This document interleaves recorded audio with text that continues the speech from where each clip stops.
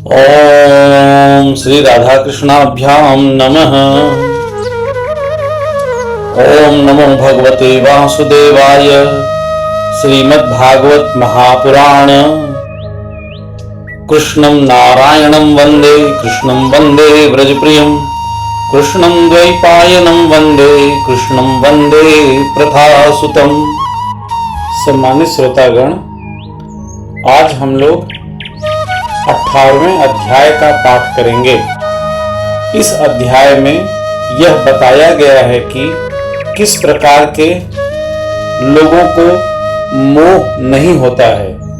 इस अध्याय में कलयुग के कुछ मुख्य गुणों का भी वर्णन किया गया है तथा साथ ही साथ यह भी बताया गया है कि क्रोध के वशीभूत होकर किया गया कर्म अवश्य ही दुष्परिणाम लाता है।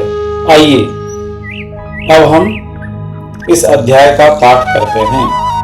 अथ 18वां अध्याय। राजा परीक्षित को श्रृंगी ऋषि का श्राप। सूत उवाच यो मयि द्रोण्यस्त्र विलुप्तोन मातुरुदरे मृतः अनुग्रहाद भगवतः कृष्णस्यादद्भुतकर्मणः ब्रह्मकोपोत्थितादयस्तु तच्छकात् प्राणविप्लवात् न सम्मोहोर्भयाद् भगवत्यर्पिताशयः उत्सृज्य सर्वतः संगम विज्ञाताजित संस्थितिः वैयासकैर्जहो शिष्यो गंगायां स्वं कलेवरम् नोक्तं श्लोकवार्तानां जुषतां तत्कथामृतम् स्यास्य संभ्रमो अनन्तकालेऽपि अस्मरतां तत्पदाम्बुजं तावत् कलीर्णं प्रभवेत प्रविष्टो अपीह सर्वतः यावतीशो महानुर्व्यामाभिबन्वय एकराट। सूत जी कहते हैं, अद्भुत कर्मा भगवान श्री कृष्ण की कृपा से राजा परीक्षित अपनी माता की कोख में अश्वत्थामा के ब्रह्मास्त्र से जल जाने पर भी मरे नहीं। जिस समय ब्राह्मण के शाप से उन्हें डसने के लिए तक्षक आया, उस समय वे प्राण नाश के महान भय से भी भयभीत नहीं हुए, क्योंकि उन्होंने अपना चित्त भगवान श्री कृष्ण के चरणों में समर्पित कर रखा था। उन्होंने सब आसक्ति छोड़ दी। गंगा तट पर जाकर श्री शुकदेव जी से उपदेश ग्रहण किया और इस प्रकार भगवान के स्वरूप को जानकर अपने शरीर को त्याग दिया। जो लोग भगवान श्री कृष्ण की लीला कथा कहते रहते हैं, उस कथामृत का पान करते रहते हैं और इन दोनों ही साधनों के द्वारा उनके चरण कमलों का स्मरण करते रहते हैं, उन्हें अनंत काल में भी मोह नहीं होता। जब तक पृथ्वी पर अभिमन्यु नंदन महाराज परीक्षित सम्राट रहे, तब तक चारों ओर व्याप्त हो जाने पर भी कलयुग का कुछ भी प्रभाव नहीं था। यस्मिन् हनियो यर्होव भगवानुत्ससर्जगाम तदैवैहानुवृत्तो असावधर्म प्रभवः कलिः नानुद्वेष्टि कलिं सम्राट सारंग इव सारभुक कुशलान्यासु सिद्धयन्ति नेतराणि कृतानि यत किं नु बालेषु शूरेण कलिना धीरभीरुणा अप्रमत्तः प्रमत्तेषु यो वृको नृषु वर्तते उपवर्णितमेतदवः पुण्यं पारीक्षितं मया वासुदेव कथोपेत माख्यानं यदपृच्छत यायाः कथा भगवतः कथनीयोरुकर्मणः गुणकर्माश्रयाः पुंभिः संसेव्यास्ता बुभुषिभिः। वैसे तो जिस दिन जिस क्षण श्री कृष्ण ने पृथ्वी का परित्याग किया उसी समय पृथ्वी में अधर्म का मूल कारण कलयुग आ गया था।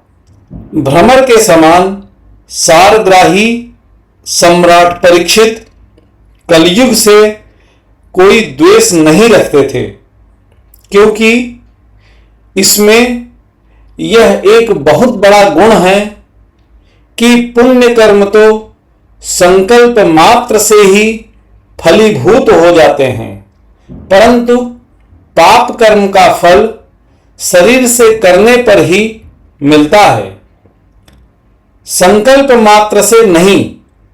यह भेड़िए के समान बालकों के प्रति शूरवीर और धीरवीर पुरुषों के लिए बड़ा भीरु है। यह कलयुग प्रमादी मनुष्यों को अपने बस में करने के लिए सदा ही सावधान रहता है। हे सौनकादि ऋषियों, आप लोगों को मैंने भगवान की कथा से युक्त राजा परीक्षित का पवित्र चरित्र सुनाया। आप लोगों ने भी यही पूछा था। भगवान श्री कृष्ण कीर्तन करने योग्य बहुत सी लीलाएं करते हैं, इसलिए उनके गुण और लीलाओं से संबंध रखने वाली जितनी भी कथाएं हैं, कल्याणकामी पुरुषों को उन सब का सेवन करना चाहिए। ऋषयः ऊचुः सूत जीव समाह सौम्य शाश्वती विरसदयसः यस्तुं संससि कृष्णस्य मर्तान्यामृतं हीनः कर्मण्य अस्मिन्नाश्वासे धूम धूम्रात्मनां भवान् अपाययति गोविंद पादपद्मासनं मधुः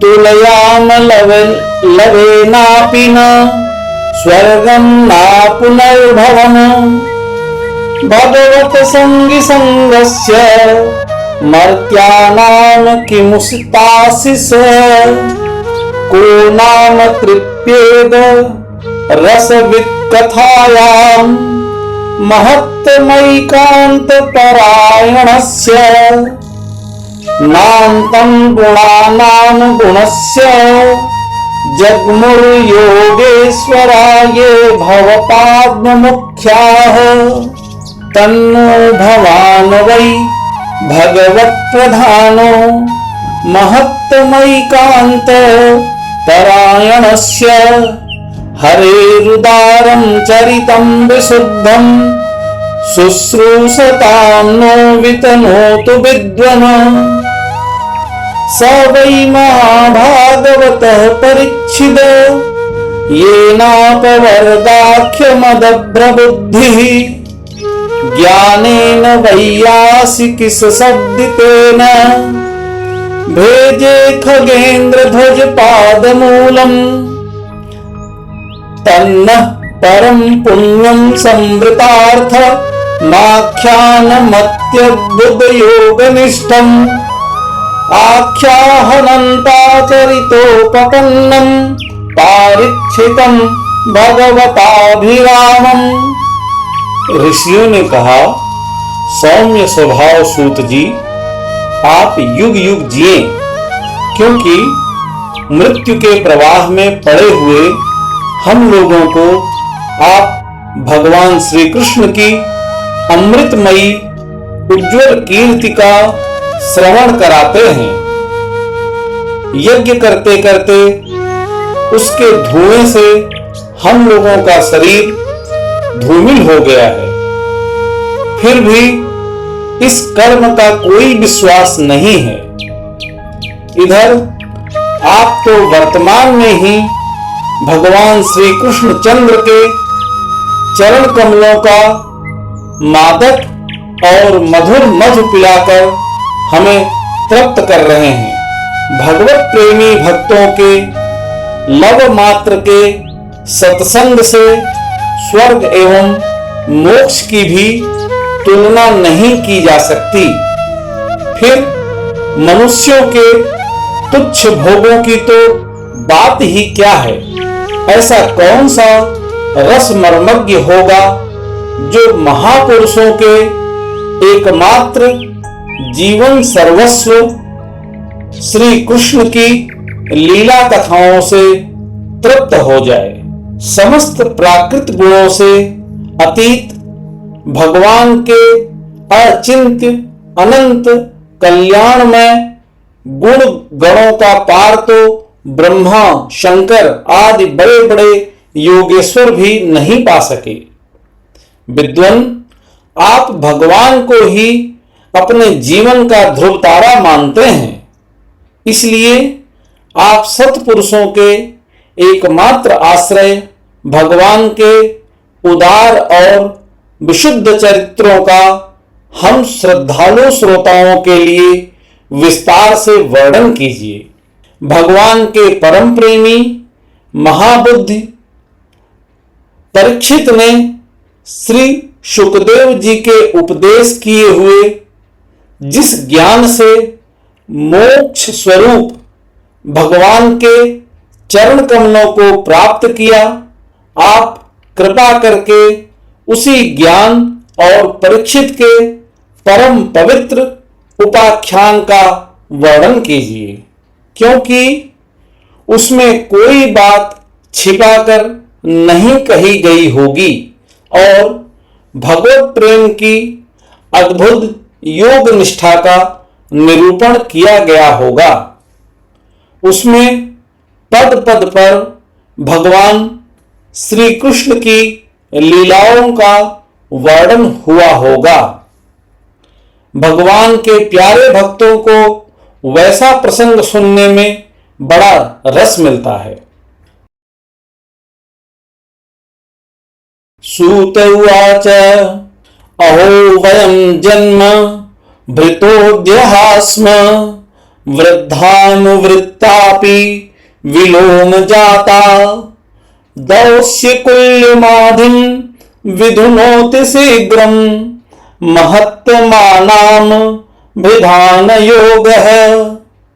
सूत जी कहते हैं, अहो, विलोम जाति में उत्पन्न होने पर भी महात्माओं की सेवा करने के कारण आज हमारा जन्म सफल हो गया, क्योंकि महापुरुषों के साथ बातचीत करने मात्र से ही नीच कुल में उत्पन्न होने की मनोदशा शीघ्र ही मिट जाती है। कुतः पुनर्गृणतो नाम तस्य महत्तमैकांत परायणस्य यो अनंत शक्ति भगवान अनंतो महद गुणत्वादयमनंत माहुः। फिर उन लोगों की तो बात ही क्या है जो सत्पुरुषों के एकमात्र आश्रय भगवान का नाम लेते हैं। भगवान की शक्ति अनंत है, वे स्वयं अनंत हैं। वास्तव में उनके गुणों की अनंतता के कारण ही उन्हें अनंत कहा गया है।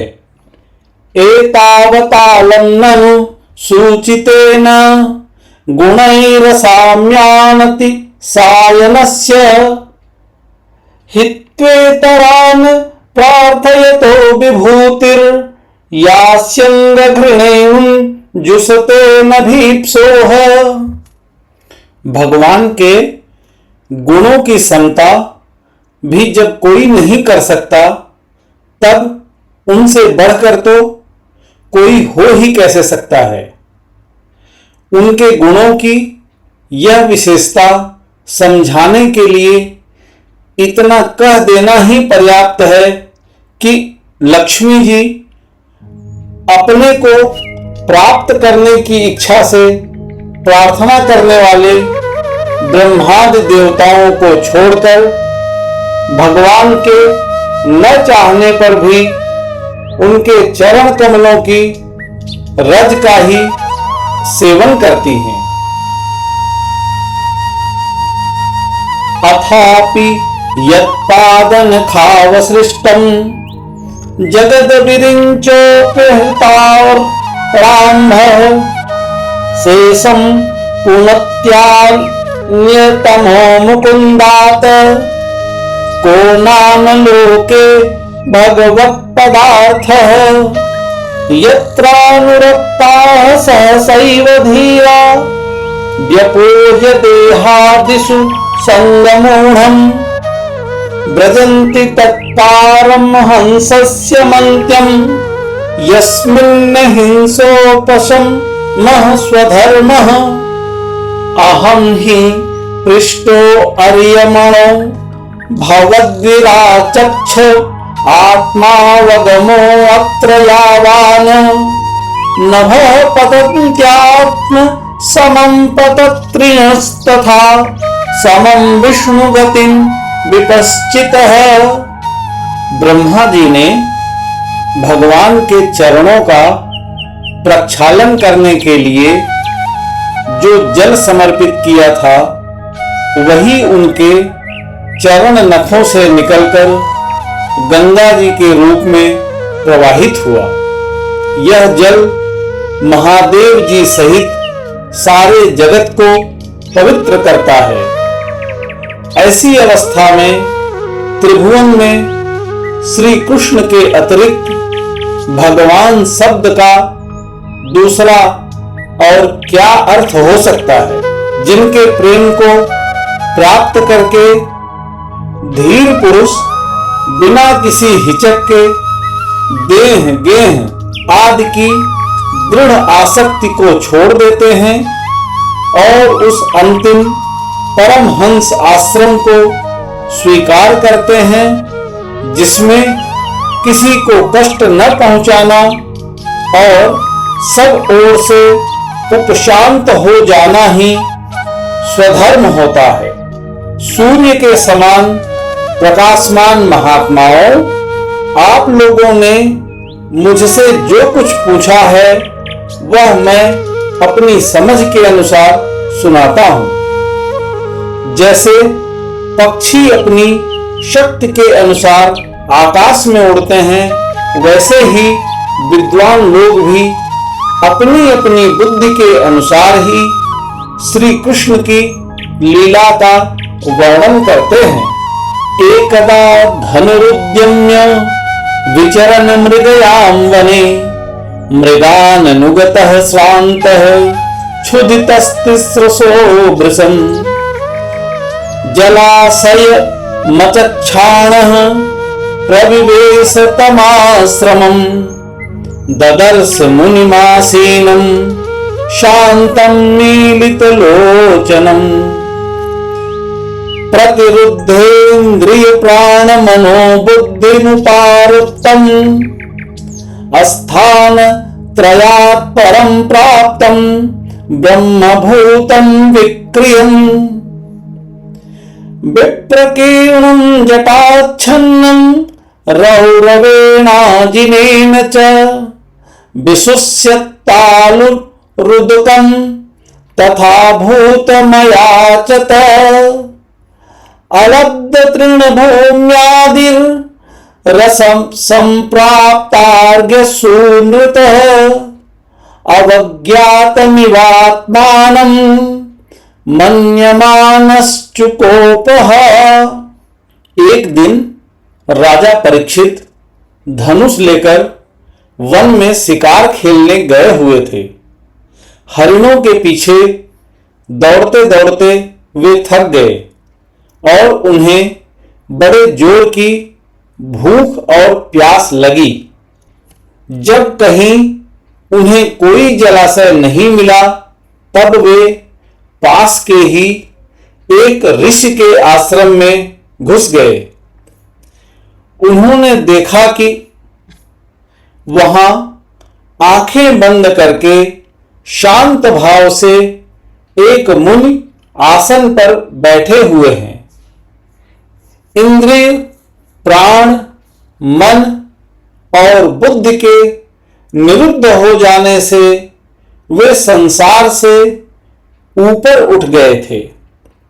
जागृत, स्वप्न, सुषुप्ति तीनों अवस्थाओं से रहित निर्विकार ब्रह्म रूप तुरीय पद में वे स्थित थे।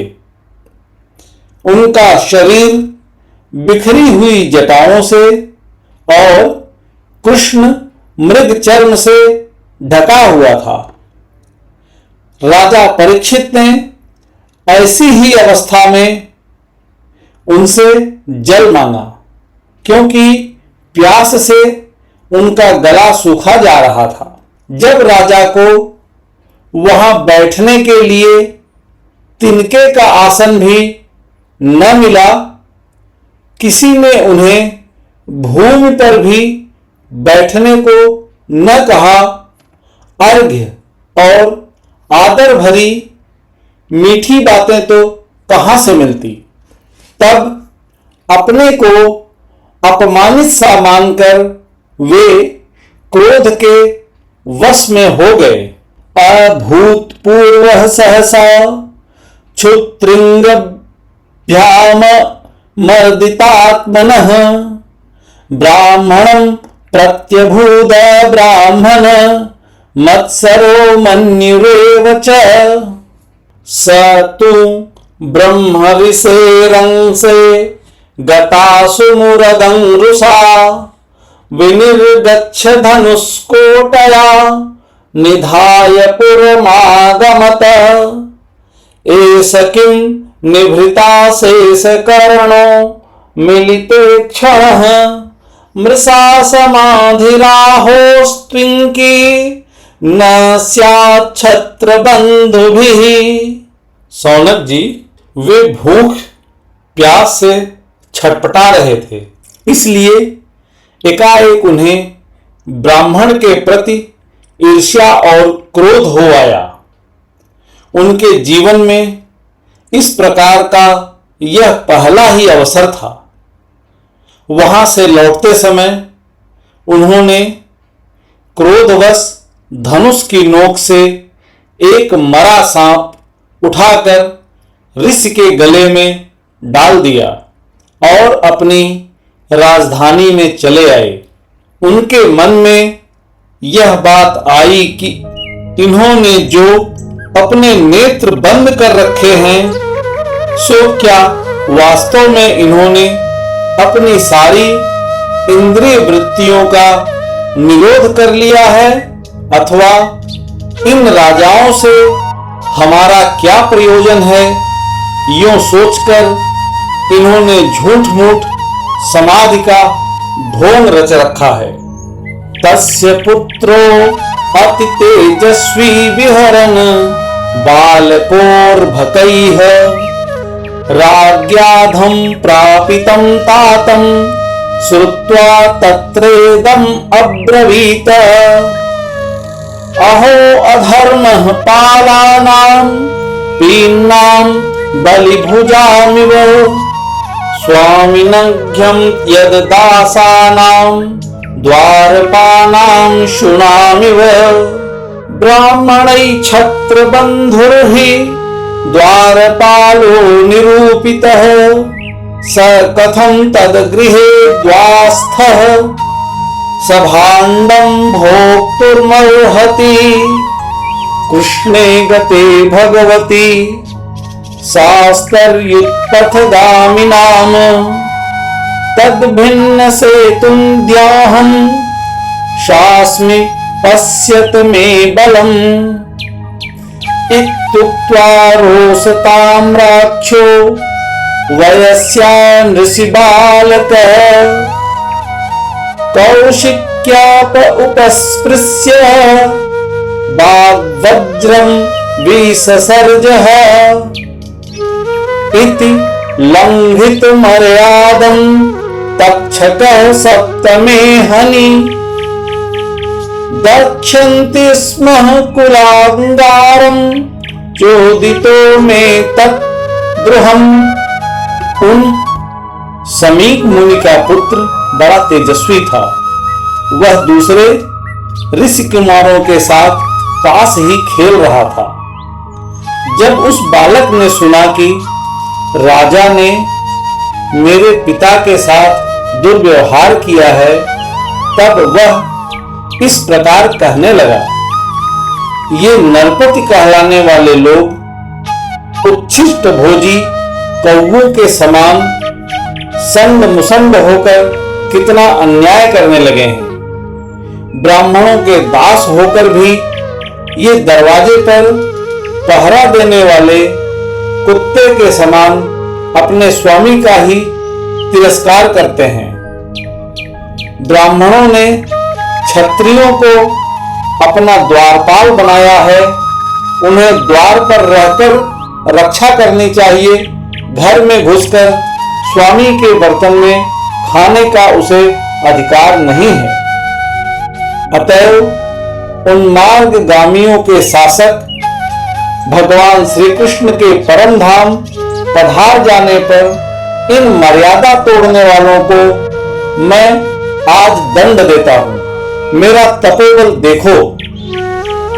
अपने साथी बालकों से इस प्रकार कहकर क्रोध से लाल लाल आंखों वाले उस ऋषि कुमार ने कौशिकी नदी के जल से आचमन करके अपने वाणी रूपी वज्र का प्रयोग किया। कुलांगार परीक्षित ने मेरे पिता का अपमान करके मर्यादा का उल्लंघन किया है, इसलिए मेरी प्रेरणा से आज के 7वें दिन उसे तक्षक सर्प डस लेगा। ततो अभ्येत्याश्रमं बालो गले सर्प कलेवरम पितरं वीक्ष्य दुःखार्तो मुक्त कंठोरुरोधुः साव अंगिरसो ब्रह्मन् श्रुत्वा सुत विलापनम् उन्मील्य शनकैर्नेत्रे दृष्ट्वा श्वासे मृतोरगम् विसृज्य पुत्रं प्रपच्छ वत्स कस्माद्विरोदिषि केन वा ते अपकृत मृत्युक्त्व स न्यवेदयत निशम्य सप्तमतर्दर्ह नरेन्द्र स ब्राह्मणो नात्मजभ्यनन्दत अहो बतांहो महदघ्य ते कृतमल्पीयसि द्रोह ऊर्ध्वमो घृतः न वै नृभिर्नरदेवं पराख्यं सम्मातुमर्हस्य विपक्वबुद्धे यत्तेजसा दुर्विणहेन गुप्ता विन्दन्ति भद्राण्य कुतो भयाः प्रजा। इसके बाद वह बालक अपने आश्रम पर आया और अपने पिता के गले में शाप देखकर उसे बड़ा दुख हुआ तथा वह धार मारकर रोने लगा। हे विप्र और सौनक जी, शमीक मुनि ने अपने पुत्र का रोना चिल्लाना सुनकर धीरे धीरे अपनी आंखें खोली और देखा कि उनके गले में एक मरा सांप पड़ा है। उसे फेंक कर उन्होंने अपने पुत्र से पूछा, बेटा तुम क्यों रो रहे हो? किसने तुम्हारा अपकार किया है? उनके इस प्रकार पूछने पर बालक ने सारा हाल कह दिया। ब्रह्मर्षि शमीक ने राजा के शाप की बात सुनकर अपने पुत्र का अभिनंदन नहीं किया। उनकी दृष्टि में परीक्षित शाप के योग्य नहीं थे। उन्होंने कहा, ओह मूर्ख बालक, तूने बड़ा पाप किया। खेद है कि उनकी थोड़ी सी गलती के लिए तूने उनको इतना बड़ा दंड दिया। तेरी बुद्धि अभी कच्ची है। तुझे भगवत स्वरूप राजा को साधारण मनुष्यों के समान नहीं समझना चाहिए, क्योंकि राजा के दुस्सह तेज से सुरक्षित और निर्भय रहकर ही प्रजा अपना कल्याण संपादन करती है। अलक्ष्यमाणे नरदेव नाम्नि रथांग पाणावयमंगलोकः तदा हि चौर प्रचुरो विनङ्गच्छत्य रक्ष्यमाणो विवरुथवत क्षणात् तद्यतः न पापमुप्यैत्यनन्वयम् यन्यष्टनाथस्य वसोरविलुम्पकात् परस्परं घ्यन्ति शापन्ति वृञ्जते पशून स्त्रियोऽर्थान् पुरुषस्य वो जनाः तदा आर्यधर्मश्च विलीयते निर्णाम् वर्णाश्रमाचारयुत स्त्रियैमयः ततो अर्थकामाभिनिवेशितात्मानम् सुनाम कपीनामिव वर्णशङ्करः धर्मपालो नरपतिः स तु सम्राङ्गे बृहच्छ्रवाः साक्षान् महाभागवतो राजर्षिहेर्यमेघयाट क्षुत्रिष्टश्रमयुतो दीनो नैवास्मच्छापमर्हति। जिस समय राजा का रूप धारण करके भगवान पृथ्वी पर नहीं दिखाई देंगे, उस समय चोर बढ़ जाएंगे और आरक्षित भेड़ों के समान एक क्षण में ही लोगों का नाश हो जाएगा।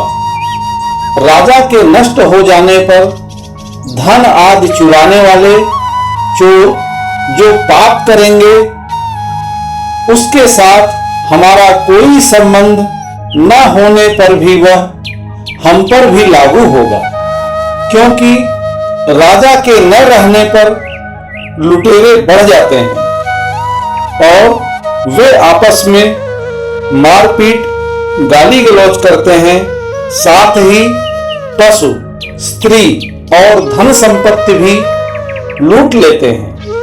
उस समय मनुष्यों का वर्णाश्रमाचार युक्त वैदिक आर्य धर्म लुप्त हो जाता है।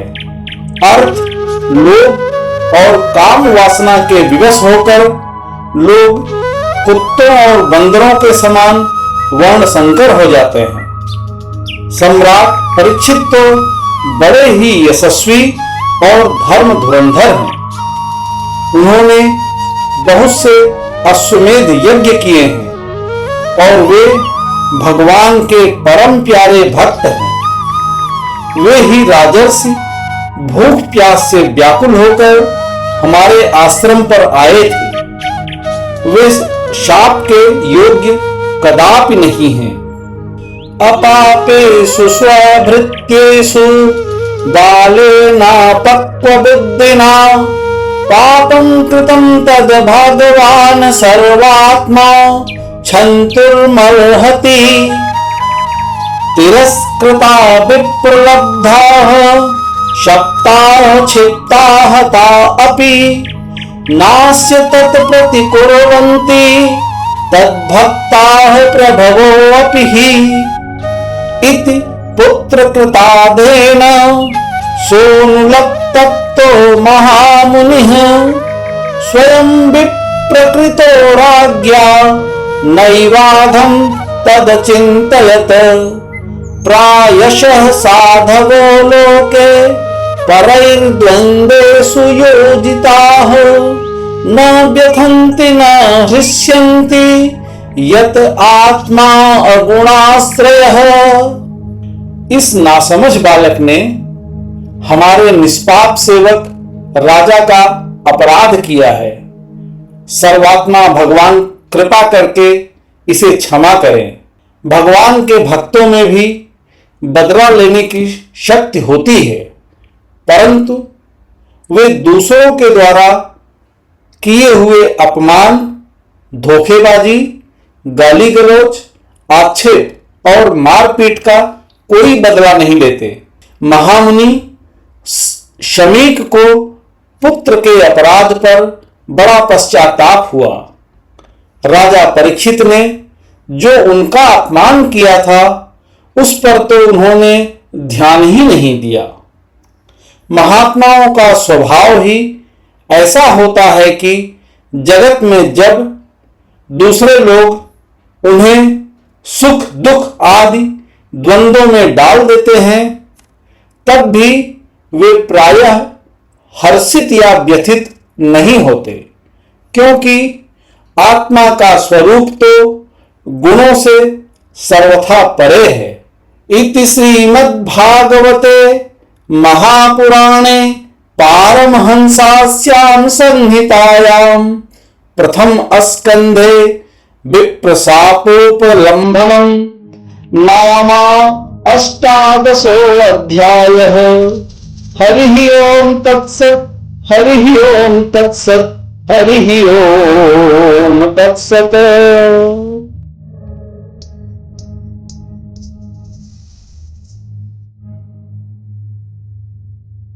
कृपया लाइक, शेयर और सब्सक्राइब करें।